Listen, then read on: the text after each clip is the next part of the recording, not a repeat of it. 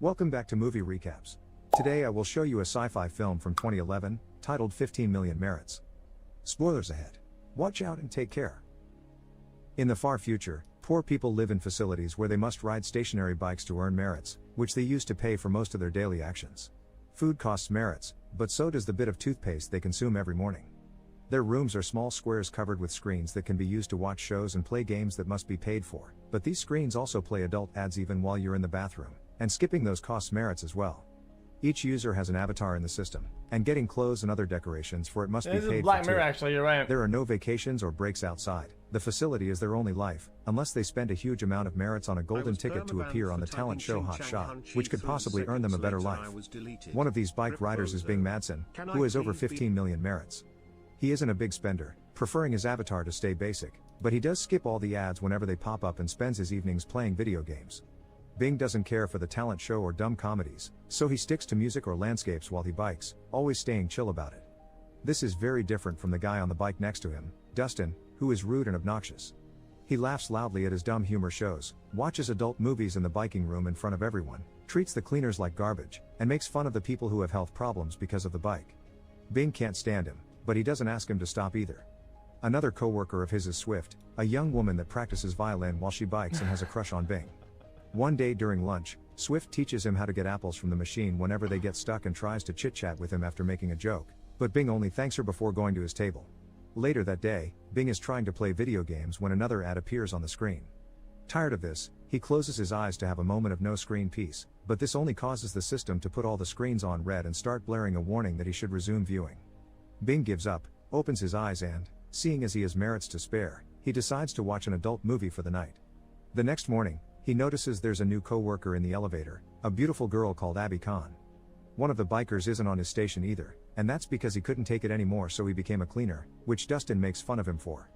Later, in the bathroom, Bing hears a beautiful singing voice. Who watches adult movies though?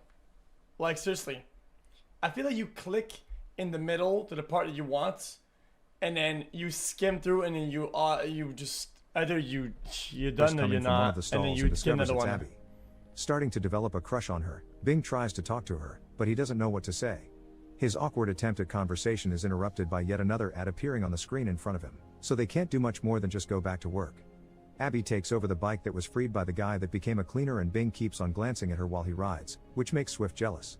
During lunch, Abby uses the paper bag the apple comes in to make an origami penguin, but when she puts it on her bike as decoration, the cleaner takes it away because it isn't allowed. It's at that moment that Bing notices Abby glancing back at him, so when he goes to bed later that night, he can't stop thinking about her and keeps on singing the tune he heard from her in the bathroom. When he sees the ads for Hot Shot on the screens, he gets an idea. The next day, Bing sees Abby's apple got stuck in the machine and teaches her how to get it out, taking the chance to start a proper conversation this time. Abby just turned 21, which is the age people are taken into the biking system. She wanted to go to the same facility as her sister, but that one is full, so she's here now. Bing uses the same joke about healthy food that Swift had used on him and explains how the unhealthy food is cheaper, but you gotta burn it later, and then you'll want even more sugar, creating a vicious circle. He also tells her he heard her sing and thinks she has a beautiful voice, but Abby downplays it, saying it isn't a big deal and it's just a song her family has passed from mother to daughter for years. Believing she has the skills to go big, Bing mentions she should go to Hot Shot, and if she doesn't have the 12 million, then he'll gift them to her. It's money he got from his brother when he died last year and he almost never uses it. He doesn't want new silly apps or clothes for his avatar. It's all confetti, and what he wants is something real, something new and out of the boring routine. Bing thinks Abby has that, so after he insists a lot, Abby accepts to go as long as he keeps her company. Later when he's back in his room, Bing discovers that the ticket costs 15 million, not 12, which would leave him with only 9,000 merits left. He decides to go for it anyway, and when Abby receives the gift, she responds with her avatar blowing a kiss at Bing. The next day, Bing and Abby take the elevator together to the floor where the show is recorded. Abby gifts Bing an origami penguin, pointing out that it folds flat so he can hide it in his waistband. In return, Bing holds her hand to comfort her when he notices how nervous she is. When they get to the studio, Abby is allowed in because she has the ticket, and she introduces Bing as his friends and family allocation, for which he gets a temporary tattoo on his hand that allows him to enter as well. Then they go to the waiting room, which is crowded with participants waiting for their turn. Some of them arrive today, but others have been there for a whole week. However, Abby doesn't have to wait long, because of her good looks, she's chosen to go next. This makes a singer named Glee complain about the lack of respect for a rival order, but the bouncer reminds her he's just following commands from the people in charge. Abby is taken to do a screen test, which only consists of recording her in front of the camera saying she wants to be a famous singer before she's immediately taken backstage.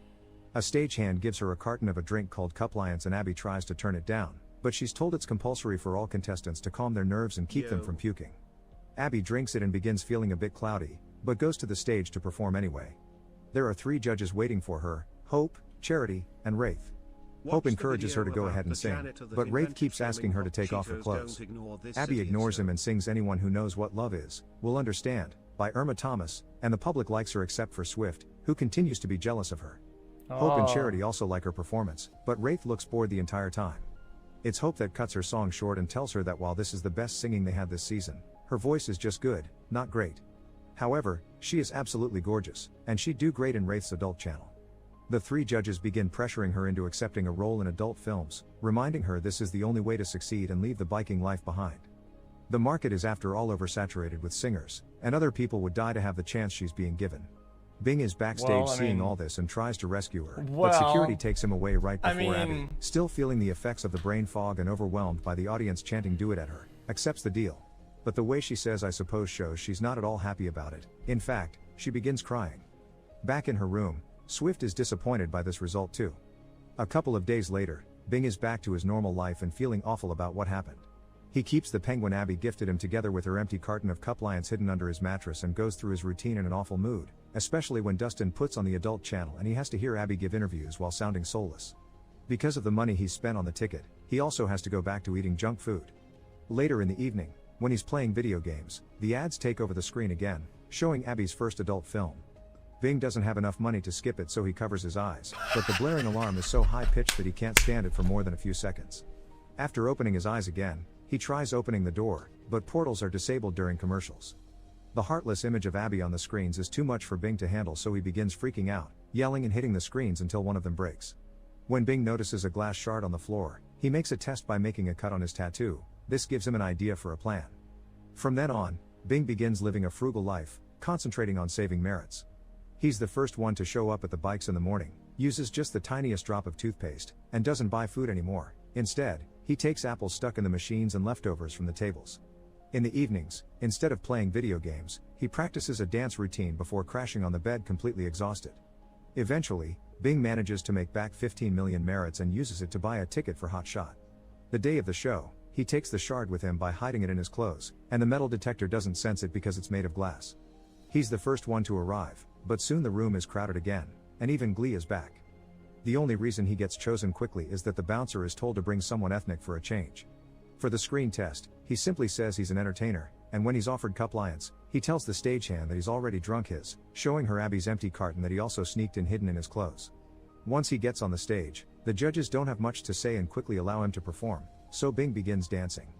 After a few seconds though, he pulls out the shard and holds it against his neck, threatening to make things bloody if anyone gets close. Wraith says he doesn't care if he dies, but Hope tells security to stay back and both he and Charity encourage him to speak. Bing begins ranting about the system they live in, pointing out how they use people like fodder and everyone is out of their minds with desperation, insulting the judges for making things worse. By the time he's done, the public has fallen silent with shock. However, they begin screaming and clapping when Hope calls this the most heartfelt performance they've ever had.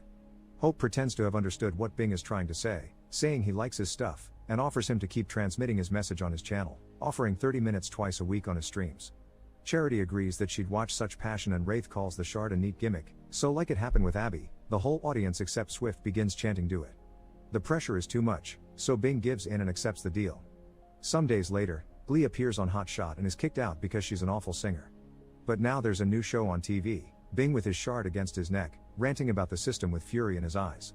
That is until the show is over, then his face takes on a normal expression as he invites everyone to tune in again next week for another speech. Now Bing is living in a luxurious apartment with plenty of fresh orange juice, a proper penguin figurine, and the view of a forest surrounding him instead of commercials. Make sure to subscribe and turn on notifications so you can watch more videos like this. Thanks for watching.